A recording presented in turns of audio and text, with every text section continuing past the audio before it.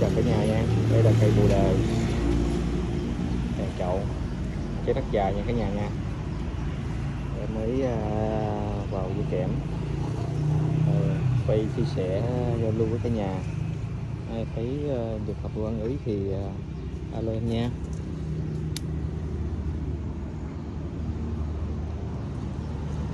Trái đất dài cả nhà.